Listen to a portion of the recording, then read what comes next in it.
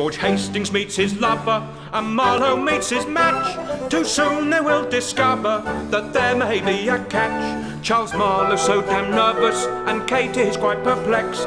The gentleman quite nervous, and father's very vexed. And all the while my mother refuses to concede. I'd rather any other, still that's what comes of greed. If I'm a man, let me have my fortune. I'll not be made a fool of no longer. Is this, ungrateful boy, all that I am to get for the pains I have taken in your education? I that have rocked you in your cradle and fed that pretty mouth with a spoon. Did I not work that waistcoat to make you genteel?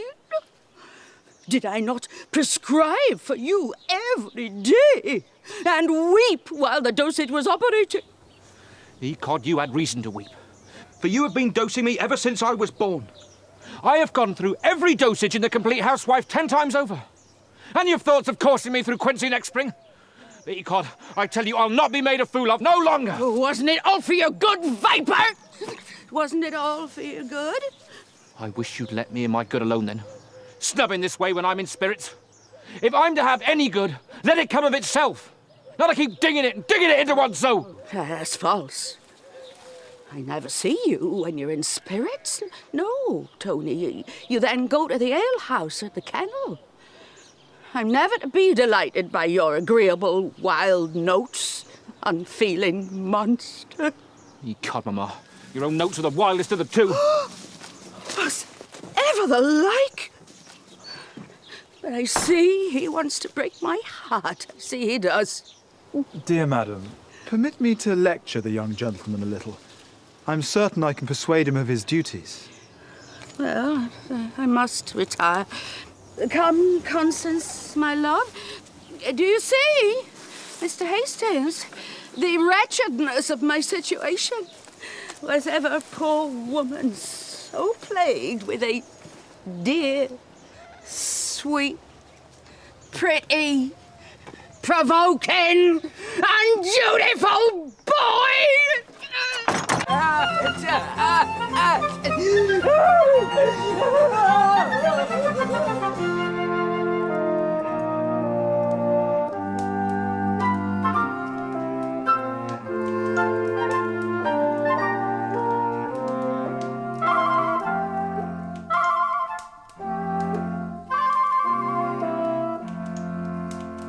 There was a young man riding by and fain would have his will. Ring ding diddle dee. Don't mind her. Let her cry. It's the comfort of her heart. I've seen her and her sister cry over a book for an hour together. And they said they liked the book the better, the more it made them cry. Then you're no friend of the ladies, I find, my pretty young gentleman. That's as I find them. Not to her of your mother's choosing, I dare answer. Yet, she appears to me a pretty, well-tempered girl. That's because you don't know her as well as I. I know every inch about her. There's not a more bitter, cantankerous toad in all Christendom. Pretty encouragement this for a lover. I've seen her since the height of that. She has as many tricks as a hare in a thicket, or a colt the first day's breaking. To me, she appears sensible and silent. Aye, before company. But when she's with her playmate, she's as loud as a hog in a gate. But there is a meek modesty about her that charms me. Aye. But curb her never so little, she kicks up, you're flung in a ditch. Well, you must allow her a little beauty. Yes, you must allow her some beauty. Bandbox.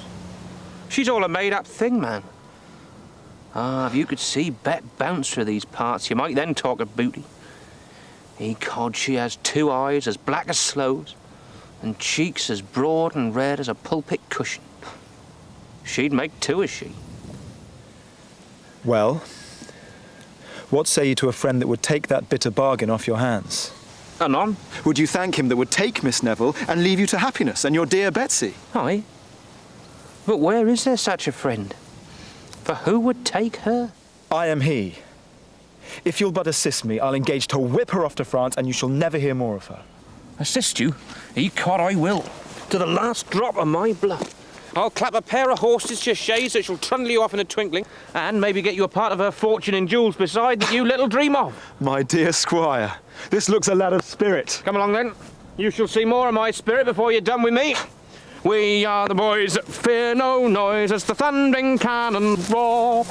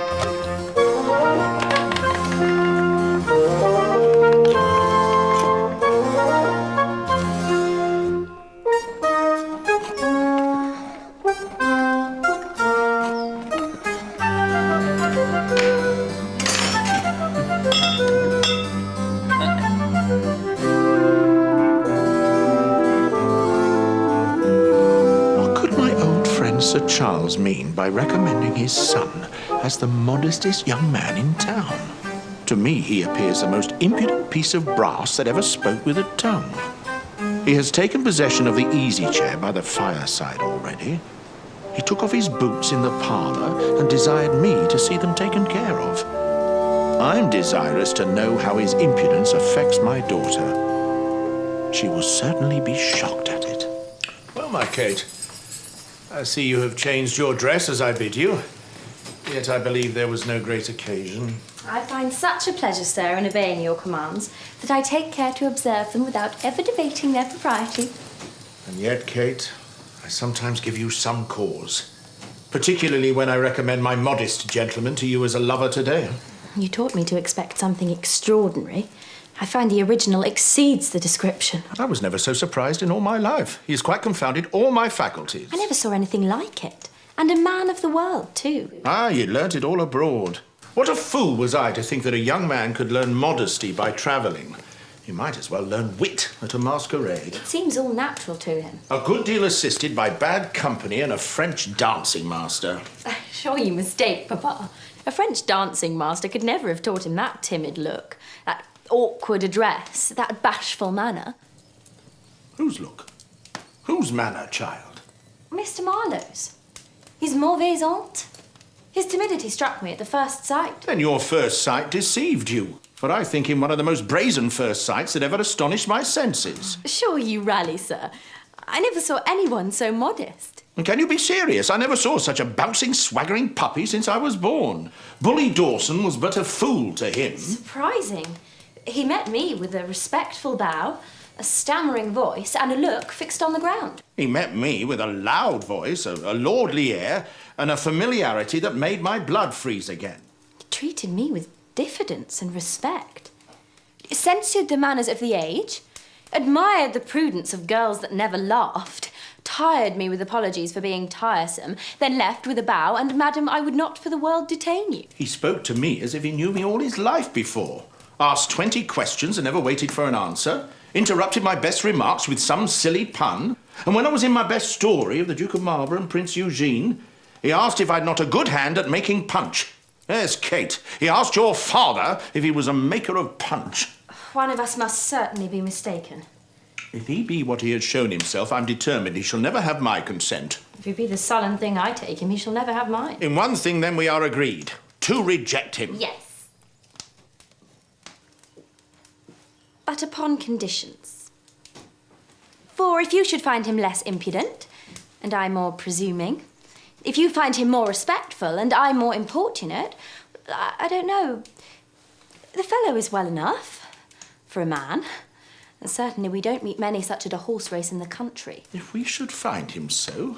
But that's impossible. No, the first appearance has done my business. I'm seldom deceived in that. And yet there may be many good qualities under that first appearance. Aye, when a girl finds a fellow's outside to her taste, she then sets about guessing the rest of his furniture.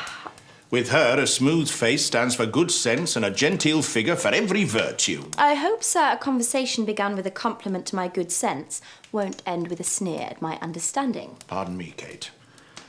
But if young Mr. Brazen can find the art of reconciling contradictions, he may, please us both, perhaps? And as one of us must be mistaken, what if we go to make further discoveries? Agreed.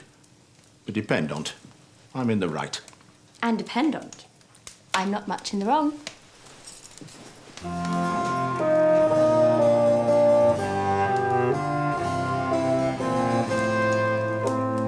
E-card, I have got them. Here they are, my cousin Con's necklaces, bobs and all. My mother shan't cheat the poor souls out of their fortune, me. Oh, my Janice, is that you?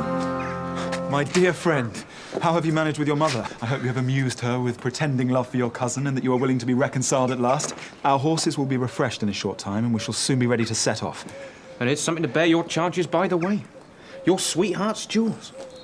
Keep them and hang those, I say, that would rob you of one of them. But how have you procured them from your mother? Ask me no questions and I'll tell you no fibs. I have procured them by the rule of thumb. If I had not a key to every drawer in Mother's bureau, how could I go to the alehouse so often as I do? An honest man may rob himself of his own at any time. Thousands do it every day. But to be plain with you, Miss Neville is endeavouring to procure them from her aunt this very instant. If she succeeds, it will be the most delicate way at least of obtaining them. Well, keep them till you know how it will be. But I know how it will be well enough. She'd as soon part with the only sound tooth in her head. But I dread the effects of her resentment when she finds she has lost them. Never you mind her resentment. Leave me to manage that. I don't value her resentment than the bounce of a cracker. Soons, here they are. Morris, Prance. Indeed, Constance, you amaze me. Such a girl as you want jewels? There'll be time enough for jewels, my dear. 20 years hence, when your beauty begins to want repairs. But what will repair beauty at 40 will certainly improve it at 20, madam. Yours, my dear, can admit of none. That natural blushes beyond 1,000 ornaments.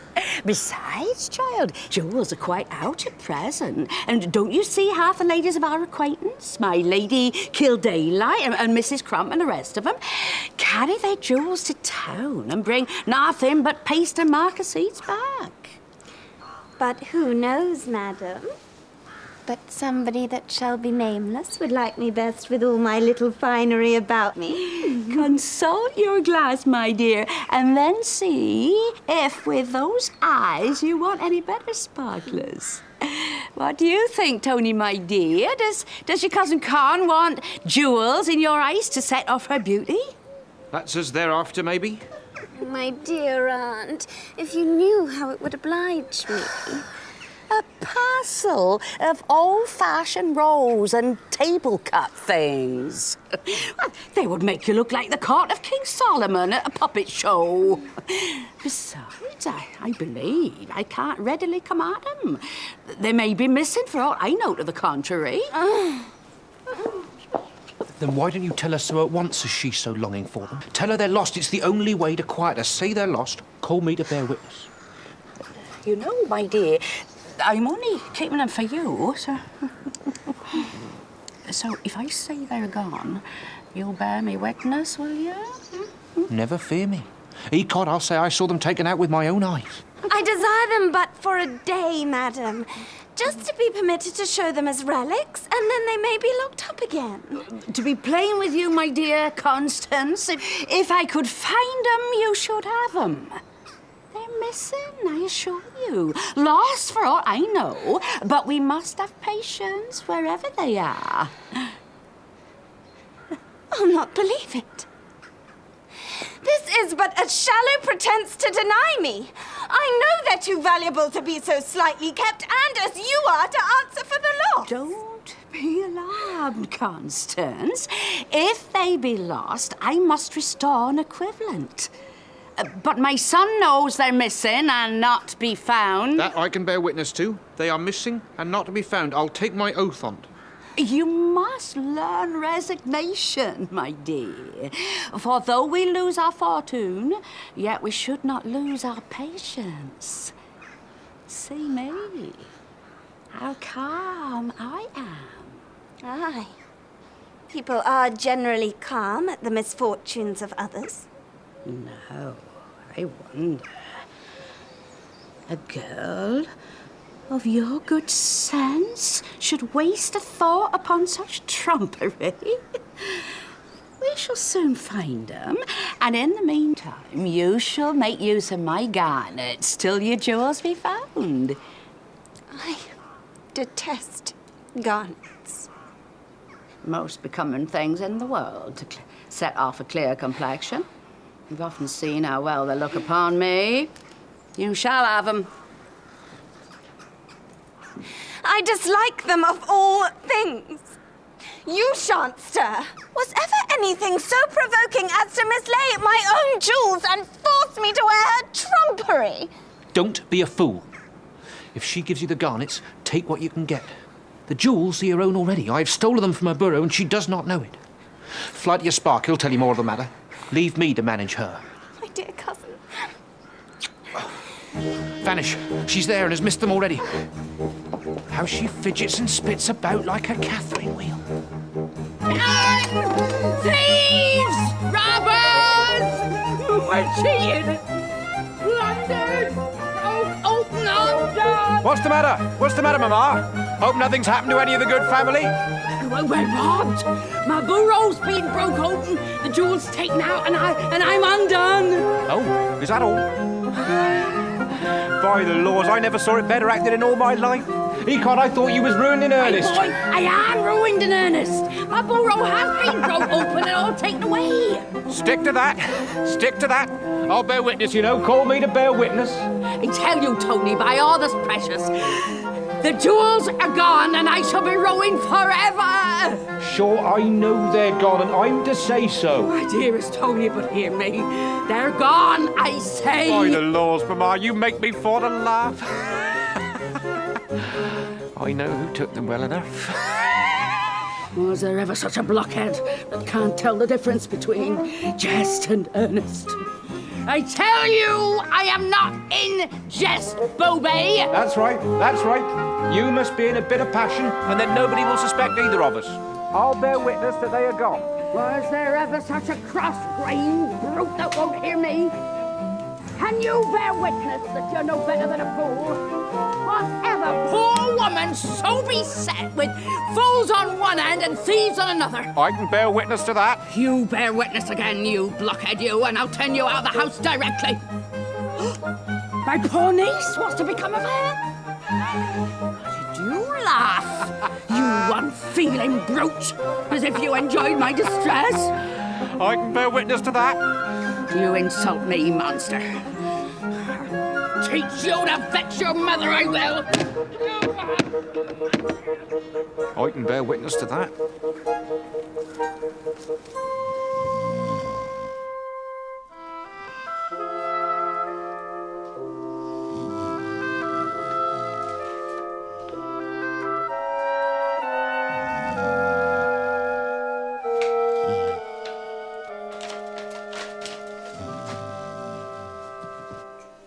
What an unaccountable creature is that brother of mine. To send him to the house as an inn. I don't wonder at his impudence. But what's more, madam, the young gentleman, as you passed by in your peasant dress, asked me if you were the barmaid. He mistook you for a barmaid, madam. Did he? Then as I live, I'm resolved to keep up the delusion. Tell me, Pimple, how do you like my present dress? Don't you think I look something like Cherry in the Beau Stratagem? It's the dress, madam, that every lady wears in the country, but when she visits or receives company. And you're sure he does not remember my face or person? Certain of it. I vow I thought so. For though we talked for some time together, yet his fears were such he'd never once looked up during the interview. Indeed, if he had, my bonnet would have kept him from seeing me. But what do you hope from keeping him in his mistake? In the first place, I shall be seen. And that's no small advantage to a girl who brings her face to market. Then I shall perhaps make an acquaintance. And that's no small victory gained over one who never addresses any but the wildest of her sex. But my chief aim is to take my gentleman off his guard. And like an invisible champion of romance, examine the giant's force before I offer to combat. And you're sure you can act your part and disguise your voice so that he may mistake that as he has already mistaken your person? Never fear me. I think I have got the true barcamp. Did your honour call? Turn the lion there, pipes in the back for the angel. The lamb has been outrageous this half hour. It will do, madam. George. But he's here. Hastings? What a bawling in every part of the house. I have scarce a moment's repose. If I go to the best room, there I find my host and his story. If I fly to the gallery, there we have my hostess with her curtsy down to the ground. I have at last got a moment to myself. And now for recollection. Did you call, sir? Did you want a call? As for Miss Hardcastle, she's too grave and sentimental for me. Did you want a call? No, child. Besides, from the glimpse I had of her, I think she squints. I'm sure, sir, I heard the bell ring. No. I have pleased my father, however, by coming down, and I'll tomorrow please myself by returning. Perhaps the other gentleman called, sir. I tell you, no. I should be glad to know, sir. We have such a parcel of servants. No, I tell you. Yes. Child, I think I did call. I wanted... I vow, child, you are vastly handsome. Oh, lass, sir. You make one ashamed. I never saw a more sprightly, malicious eye. Yes, my dear, I did call. Have you got any of your... what do you call it, in the house? Oh, no, sir. We've been out with that these 10 days. One may call in this house, I find, to very little purpose. Suppose I should call for a taste, just by way of a trial, of the nectar of your lips. Perhaps I might be disappointed in that, too. Nectar. Nectar. That's a liquor there's no call for in these parts. French, I suppose. We keep no French wines here, sir. Of true English growth, I assure you. Well, then it's odd I should not know it. We brew all sorts of wines in this house, and I have lived here these 18 years. 18 years? Why, one would think, child, you kept the bar before you were born. How old are you? Oh, sir, I must not tell my age. They say women in music should never be dated. To guess at this distance, you can't be much above 40. Yet, nearer, I don't think so much. By coming close to some women, they look younger still. But when we come very close indeed... Pray, sir, keep your distance. One would think you wanted to know one's age as they do horses, by mark of mouth. I protest, child, you use me extremely ill. If you keep me at this distance, how is it possible you and I can ever be acquainted? And who wants to be acquainted with you? I want no such acquaintance, not I. I'm sure you did not treat Miss Hardcastle that was here a while ago in this obstropolous manner. I warrant me, before her you looked dashed and kept bowing to the ground and talked for all the world as if you was before a justice of the peace. Egad, she's hit it, sure enough. In awe of her, child? A mere awkward, squinting thing? No, I find you don't know me. I laughed and rallied her a little, but I was unwilling to be too severe. No, I could not be too severe. Curse me. Oh, then, sir, you are a favourite, I find, among the ladies. Yes, my dear, a great favourite. And yet, hang me, I can't see what they find in me to follow. At the ladies' club in town, I'm called their agreeable rattle. Rattle, child, is not my real name, but one I'm known by. My name is Solomons. Mr. Solomons, my dear, at your service. Oh, sir, you were introducing me at your club? Not yourself. And you're so great a favourite there, you say? Yes, my dear. There's Mrs. Mantrap, Lady Betty Blackleg, the Countess of Sligo, Mrs. Longhorns, old Biddy Buckskin, and your humble servant keep up the spirit of the place. Oh, then it's a very merry place, I suppose. Yes, as merry as cards, suppers, wine, and old women can make us. And their agreeable rattle. Egad, I don't quite like this chit. She looks knowing, methinks. You laugh, child? I can't but laugh to think what time they all have for minding their work or their family. All's well. She don't laugh at me. Do you ever work, child? Aye, sure. There's not a quilt or a screen in the whole house but what can bear witness to that. Odd so. Then you must show me your embroidery. I embroider and draw patterns myself a little. If you want a judge of your work, you must apply to me. Aye, but the colours don't look well by candlelight. You shall see all in the morning. And why not now, my angel? Such beauty fires beyond the power of resistance. Sure, the father here.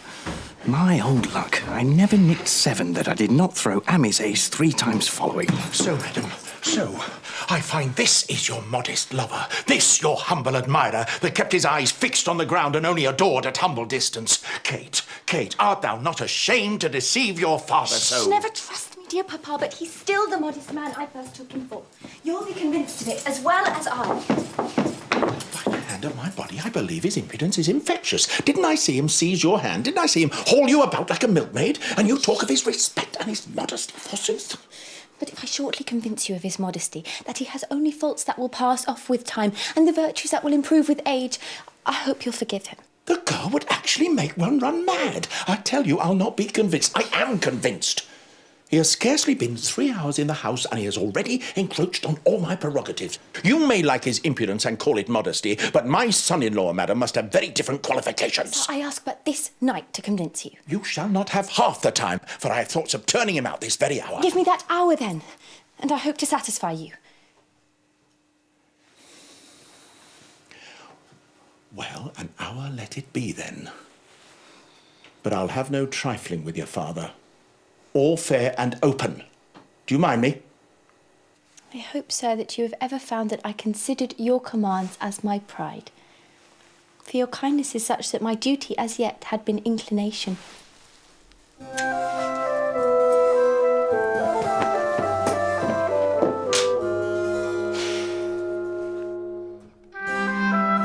You surprise me. Sir Charles Marlow expected here, this night. Where have you had your information? You may depend upon it. I just saw his letter to Mr. Hardcastle in which he tells him he intends setting out a few hours after his son. Then my Constance all must be completed before he arrives. He knows me, and should he find me here, would discover my name and perhaps my designs to the rest of the family. The jewels, I hope, are safe? Yes. Yes, I've sent them to Marlow, who keeps the keys of our baggage. In the meantime, I'll go to prepare matters for our elopement. I've had the squire's promise of a fresh pair of horses, and if I should not see him again, we'll write him further directions. Well, success attend you. In the meantime, I'll go amuse my aunt with the old pretence of a violent passion for my cousin.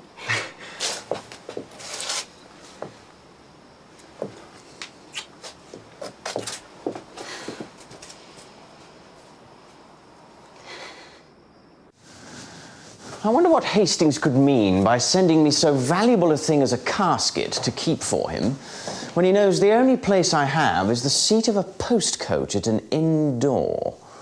Have you deposited the casket with the landlady, as I ordered you? Have you put it into her own hands? Yes, Your Honour. She said she'd keep it safe, did she? Yes, she said she'd keep it safe enough. She asked me how I came by it, and she said she had a great mind to make me give an account of myself. They're safe, however. What an unaccountable set of beings we have got amongst. This little barmaid, though, runs in my head most strangely.